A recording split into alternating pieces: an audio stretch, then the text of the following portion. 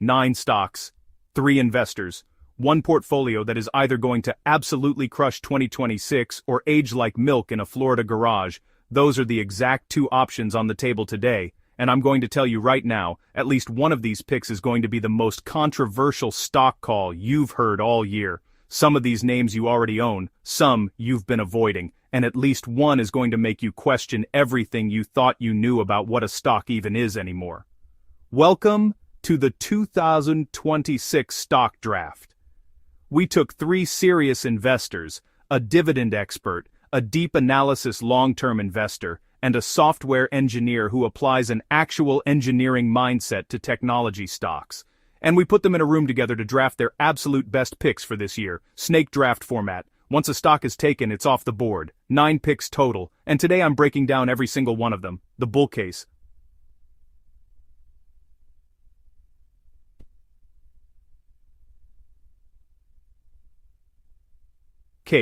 The real numbers, and the honest verdict on whether any of these belong in your portfolio right now. Let's get into it. Before we get into the picks themselves, I want to set the scene for what's actually happening in markets right now, because context matters. We're in a market that is simultaneously obsessed with AI and terrified of it. Valuations on some of the most loved names have gotten genuinely stretched. We're talking about stocks trading at 50, 75, even 200 times earnings, while at the same time, the underlying businesses are growing faster than almost anything we've ever seen. That tension between price and growth is the backdrop for every single one of these 9 picks. And you're going to feel that tension in every stock we talk about today. The 3 investors drafting today bring genuinely different perspectives. Mark is a CPA and dividend investor. He wants quality companies with strong balance sheets, diversification, and proof that management actually knows how to allocate capital. Tom is a concentrated long-term investor who runs a portfolio heavy in high-conviction names and thinks in 5 to 10-year increments, not quarters. And Kieran is a software engineer and solutions architect who understands the actual technology stack underneath these companies in a way most investors simply don't. 3 different lenses on the same market. Let's see what they each saw. Pick number 1 came from Mark, and it was Amazon, ticker AMZN. And look, I know what you might be thinking. Amazon, that's your bold opening pick? But hear the argument out, because it's actually more interesting than it sounds on the surface. Amazon started as an online bookstore out of a garage, which is now basically a fun fact people say at parties to make a point about vision. But the real Amazon in 2026 is not a retailer. It is an AI infrastructure company, a cloud computing giant, an advertising platform, a logistics network, and a consumer ecosystem all wrapped into one. AWS alone is growing and generating margins that most pure software companies would kill for. The advertising business, which most people still forget exists, is now a multi-billion-dollar annual revenue line. But here's what makes Amazon interesting specifically right now. The stock has lagged a number of its Magnificent 7 peers over the past year or so, which on the surface sounds like a problem. But when you look at what the company is actually producing from a financial statement perspective, the story doesn't match the price action. Margins are expanding to all-time highs. Amazon is committing $200 billion in capital expenditure, essentially going all in on AI infrastructure. From an EV to EBITDA perspective, the valuation is near one of the lowest it's been in the company's recent history. So you have a company that is genuinely growing, becoming more efficient, and investing heavily in the right direction, trading at a relatively depressed valuation compared to its own history. That's the setup. The real question with Amazon is always the same one. When they invest massively, and they always invest massively, does it pay off? And the historical answer has been yes, consistently, but on a timeline that requires patience. The investors who looked at Amazon in 2014 and said the spending is too heavy, the earnings are too thin, made a decision they probably regret. The argument is that 2025 and 2026 look structurally similar, big capex, muted near-term earnings optics, but a business compounding in quality underneath it all. Tom came in with his first pick, and nobody in the room was surprised. Palantir, ticker PLTR. Tom has been one of the loudest and earliest believers in this company, going back to when the stock was trading in the 20s, and if you followed that conviction, the ride has been extraordinary. The stock ran all the way past $200 before pulling back hard to where it is today, trading around $130 to $135. That's a drop of roughly 35 to 37% from its peak. And Tom's argument is that this pullback is exactly the kind of entry point that long-term investors wait for. Now let's actually look at what Palantir is doing with its business, because the story here has gotten genuinely stronger even as the stock has gotten weaker, which is one of the more interesting disconnects in the current market. In Q4 2025, Palantir posted revenue of $141 billion, up 70% year over year. U.S. commercial revenue, which is the most exciting growth segment and the proof that the business can scale beyond government contracts, surged 137%. The company guided for 2026 full-year revenue of $718 to $7.2 billion, implying 61% growth. It has $7 billion in cash, no debt, and free cash flow that grew 90% last year. By almost every business quality metric, Palantir is accelerating. But here is the honest, unavoidable debate with this stock. The valuation is not normal. Even after the pullback, Palantir is trading at somewhere around 200 times earnings. That is not a typo, 200 times. The bulls argue that traditional valuation metrics don't capture what Palantir is building. An AI operating system for high-stakes enterprises and governments that has no real competitor at its level of security clearance and operational integration. The bears argue that no matter how good the business is, paying 200 times earnings leaves almost no room for error and prices in perfection for the next several years. Both arguments are legitimate, and that's exactly why this stock is so polarizing. Michael Burry, the guy famous for betting against the 2008 housing market, recently posted a bearish chart pattern on Palantir, which spooked some investors. Meanwhile, Citi has a strong buy with a $260 price target. The range of outcomes is genuinely enormous. Tom's view, and it's one worth taking seriously given his track record with this stock, is that if you believe AI is going to continue expanding from software into physical deployment, into agents, into defense infrastructure, then Palantir is the company that sits at the intersection of all of it. Not a picks and shovels play on AI hardware, not a cloud provider, but the intelligence layer on top. The network that makes AI actually operational at an enterprise and government level. Whether that's worth 200 times earnings is the question only time will answer. Kieran's first pick was the one that felt most like a pure 2026 bet, a calculated gamble on timing rather than a long-term conviction hold. Marvell Technologies, ticker MRVL. And the logic here is genuinely sharp if you understand how the AI infrastructure build-out actually works in practice. Kieran made the point that throughout the AI boom we've seen a pattern play out over and over. The market identifies the next bottleneck in the AI pipeline, floods money into the companies solving that bottleneck, and the stocks of those companies spike dramatically. We saw it with NVIDIA for GPU chips, then with TSMC for advanced chip fabrication, then with memory companies like Micron and SanDisk when memory became the constraint. Both of those memory stocks were up well over 100% in relatively short periods once the market woke up to the bottleneck. Kieran's argument is that high-speed interconnects, the physical hardware that ties AI data centers together, could be the next bottleneck to get repriced, and Marvell, which specializes in exactly this space, hasn't seen the same revaluation that those other bottleneck plays received. The valuation looks cheap relative to its peers, a PE of around 27 versus Broadcom at 60 and NVIDIA at around 50, and sales are growing at roughly 80% a year. Recent acquisitions in celestial AI and optical connectivity technology expand Marvell's position into what could be the next generation of AI infrastructure.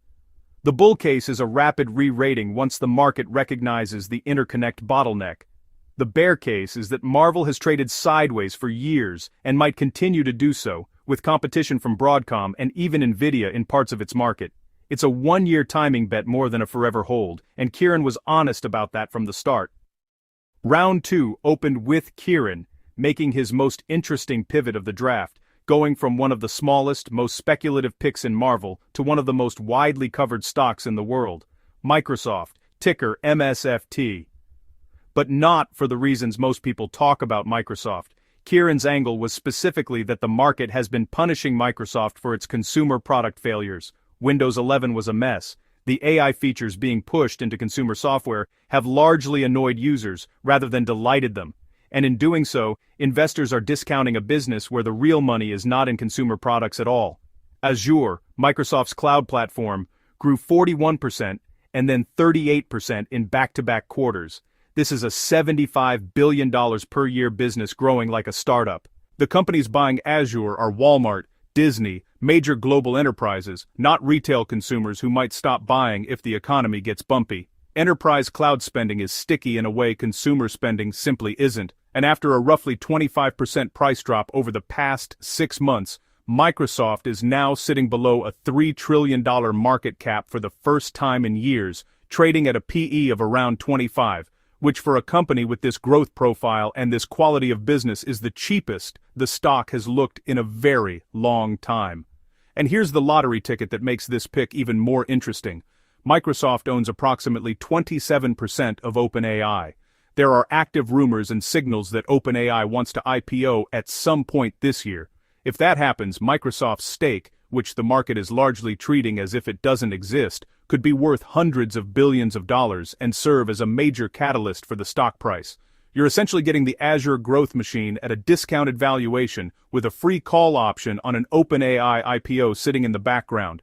That combination is why this pick makes a lot of sense as a 2026 setup. Tom's second pick is where things got spicy. Tesla, ticker TSLA. And look, there are two kinds of people in investing: people who have strong opinions about Tesla, and liars. Nobody is neutral on this stock, and Tom came in with one of the most bullish and simultaneously grounded takes on Tesla that you're likely to hear anywhere. His core point was this: if you've looked at Tesla's stock chart over the last 5 years, you've actually made less money than if you just sat in an S&P 500 index fund. A stock with this much cultural energy, this many passionate investors, this much media coverage, and it has underperformed the index over a 5-year window. That underperformance itself is part of the setup. But Tom's argument, and this is where it gets really interesting, is that almost everyone is still thinking about Tesla wrong. They're evaluating it as a car company, and Tesla, in Tom's view, is not trying to be a car company anymore. The recent decision to discontinue the Model S and Model X, the repurposing of Tesla's Fremont factory from vehicle production to Optimus robot manufacturing, these are not minor operational adjustments. These are signals of a company actively transitioning its identity. Nobody invests in Microsoft because of Excel anymore. Nobody buys Amazon because they want to track a package. The same lens shift needs to happen with Tesla. So, what is Tesla if it's not a car company? Tom's answer: it's a humanoid robotics company, an autonomous driving company, and an energy company. Optimus Gen 3, Tesla's humanoid robot, is currently deployed inside Tesla's own factories, learning tasks in real time. Elon Musk's goal is to produce 1 million Optimus units per year from that Fremont facility eventually. The humanoid robotics market is projected to reach $100 billion by 2030 and $1 trillion by 2035.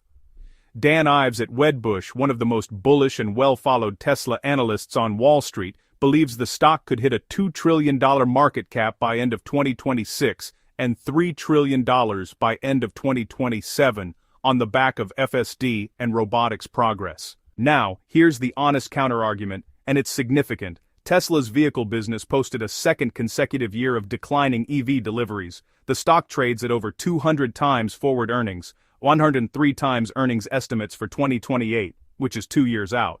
One analyst from GLJ Research has a price target of $25 on the stock, while the average analyst target is around $427. That kind of range doesn't exist for most companies. It exists for Tesla because the outcomes are genuinely binary.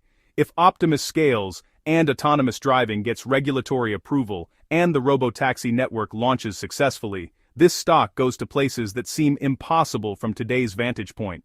If even one of those pillars doesn't materialize on Elon's timeline, the stock has a very long way to fall from current valuations. Tom's comfort with that volatility and that binary outcome is the key variable in deciding whether this pick makes sense for you specifically. Mark's second pick was Alphabet, ticker Google, and this one came with a strong 12-month track record to back it up. Shares up 65% over the past year, which means it finally caught up with the rest of the Magnificent Seven after years of being the unloved, underappreciated one in the group.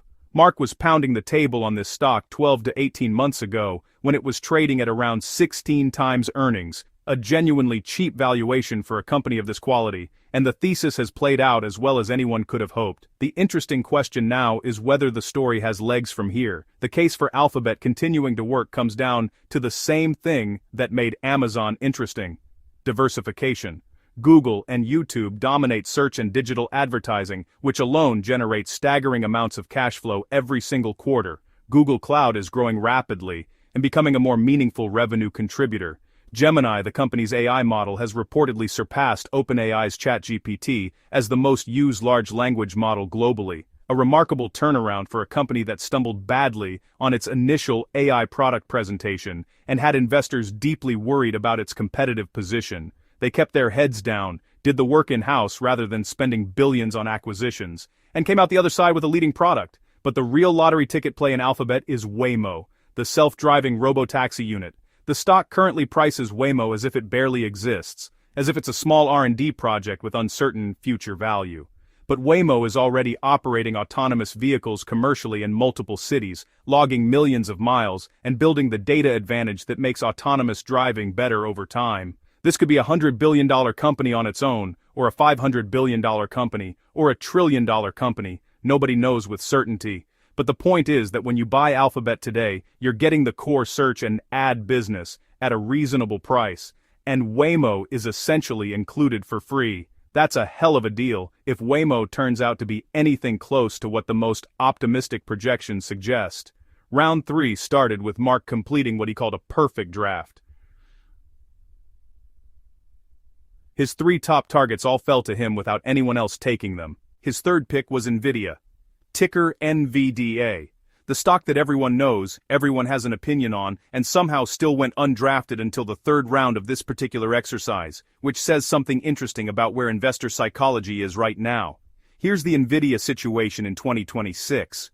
The stock is down meaningfully from its highs. There's been a broader repricing of AI-related technology stocks, and a lot of the investing commentary has shifted to questioning whether the AI build-out is sustainable or whether demand is going to hit a wall. And Mark's response to all of that is essentially, look at the actual numbers before you make up your mind. NVIDIA is still expected to grow earnings at an average of nearly 50% per year for each of the next 2 years. The stock is trading at a forward earnings multiple of around 24 times. 24 times for 50% earnings growth.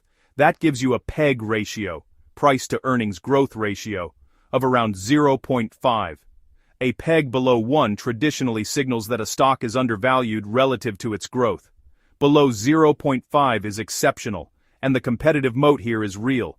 The margin profile alone tells the story. NVIDIA is operating at a 59% operating margin. AMD, its closest GPU competitor, is running at about 10% operating margin. That gap is not just about current product cycles, it reflects the depth of NVIDIA's ecosystem. Developers, researchers, data centers, and enterprises have built their entire AI infrastructure around CUDA, NVIDIA's software and hardware platform. Switching costs are enormous. You don't just decide to swap out NVIDIA for another chip vendor on a whim, you're rebuilding the entire stack. That stickiness is exactly the kind of durable competitive advantage that justifies a premium, and Amazon, Alphabet, Meta, and Microsoft just announced combined AI infrastructure spending plans that will run into the hundreds of billions of dollars this year alone. A significant portion of that money goes through NVIDIA. The demand is there, the moat is real, the valuation, after the pullback, looks genuinely reasonable for the growth profile. Tom closed his portion of the draft with what might have been the single most surprising pick of the entire event, not because it was risky, but because it was the opposite. After Palantir and Tesla, 2 of the most volatile names in the market, Tom's final pick was VOO, the Vanguard S&P 500 ETF. And far from being a cop-out, the argument he made for it was actually one of the most coherent pieces of investing logic in the whole draft. The core idea is simple, but profound. 54% of individual trading days in the S&P 500 are green. 75% of calendar years are positive. 90% of decades on record show positive returns. And in the entire history of the index, There has never been a 20-year period that ended in negative territory. Never. Not through 2008, not through the dot-com crash, not through any recession or bear market or geopolitical crisis. 20 years of patience and the S&P 500 has always rewarded investors, always, and about 89% of professional active fund managers failed to beat it over a 10-year period, not underperform by a little. Fail entirely. The framing Tom put around inflation was also worth paying attention to. Most investors focus on not missing the best performing stock, but the more insidious risk, the one that silently destroys wealth without ever making headlines, is inflation. At 3% annual inflation, you lose roughly 45% of your purchasing power over a decade if you're sitting in cash. The S&P 500 over the same 10-year period has historically returned around 300%. The math is devastating for cash holders and compelling for index investors. In a draft full of high-conviction individual stock picks, a VOO allocation is the thing that makes the whole portfolio work when any of the individual bets go wrong. It's not the most exciting pick, it's probably the most important one. And the final pick of the entire draft went to Kieran, who went to a corner of the market that not a single other investor touched: cybersecurity. His pick was Zscaler, ticker ZS, and the setup for this one is tied to a shift that's already happening but hasn't fully been priced into valuations yet. The way enterprise security works is fundamentally broken for the modern world. Traditional security was built on the idea of a perimeter, a firewall, a moat, keeping the bad guys outside the wall. But in a world where everything is in the cloud, where employees work from anywhere, where data lives across dozens of platforms and services simultaneously, there is no wall anymore. The perimeter is gone, and Scalar built its entire product around what security looks like in that post-perimeter world, something called Zero Trust architecture. The idea that nothing inside the network is automatically trusted just because it's inside. Everything has to be verified, continuously. The numbers on Zscaler are compelling. Cloud infrastructure spending is growing at roughly 20% compounded annually, and Zscaler is growing faster than the cloud market overall. Its forward price-to-sales ratio sits at around 8, which is roughly 1/4 the valuation of higher-profile security stocks like Cloudflare or CrowdStrike, so you're paying a fraction of the typical security stock valuation for a company with similar or better growth characteristics.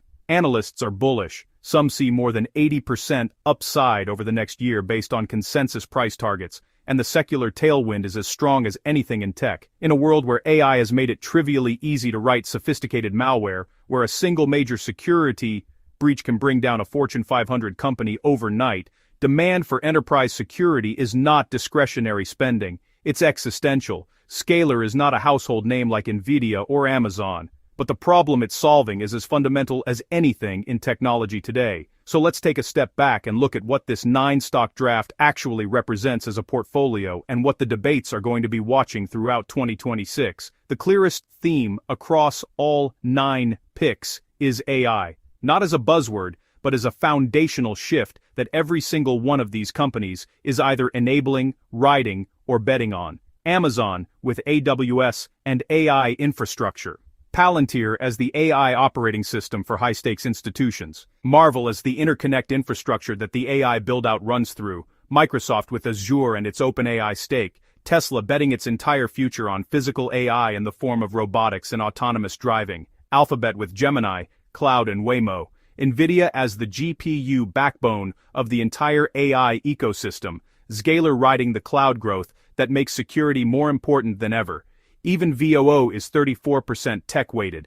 This is an AI portfolio whether you frame it that way or not.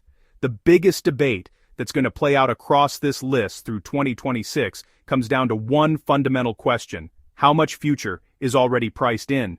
Palantir at 200 times earnings. Tesla at 259 times earnings. These are not normal valuations by any historical standard. The bulls say the markets being priced are so large, the growth rates so unprecedented, that normal valuation frameworks simply don't apply. The bears say that price-to-perfection stocks can collapse on any disappointment, regardless of underlying business quality. Both sides have been right and wrong at different points in market history. The honest answer is that nobody knows where these stocks are, in 5 years, with any certainty.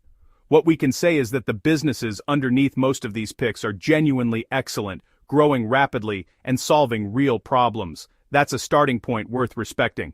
A few notable absences worth flagging. Meta didn't make this list despite being one of the few Magnificent Seven names with a relatively reasonable valuation and strong revenue growth. AMD, which some analysts have a 40% upside consensus target on for 20,000 yen, on so bomidvirin so. And then the big nen big bonds also went undrafted. And the drone sector, which is seeing massive defense spending commitments from multiple governments, represents an emerging opportunity that wasn't covered at all in this draft. If you're building your own list beyond these 9, those are 3 areas worth researching independently. What I'll leave you with is this: a list of 9 stocks is not a portfolio strategy by itself. The best use of a draft like this one is as a starting point for your own research. Look at each of these names, understand what you're actually buying, know the bull case and the bear case with equal clarity, and size your positions according to your actual risk tolerance, not the risk tolerance you imagine you have when markets are calm. The difference between those two things is what separates the investors who hold through volatility and compound wealth from the ones who panic sell at the worst possible moments. These 9 stocks will be watched closely all year, some will age beautifully, at least one will not. And 12 months from now, this list is going to look very different in hindsight than it does today. That's the market. That's the game. And the only thing that matters is having a clear enough understanding of what you own to stay rational when things get uncomfortable. If you found this breakdown useful, hit the like button and subscribe because I've got a lot more coming on these individual stocks throughout the year. Drop your own 2026 first round pick in the comments below. I genuinely want to know what you're buying. I'll see you in the next one.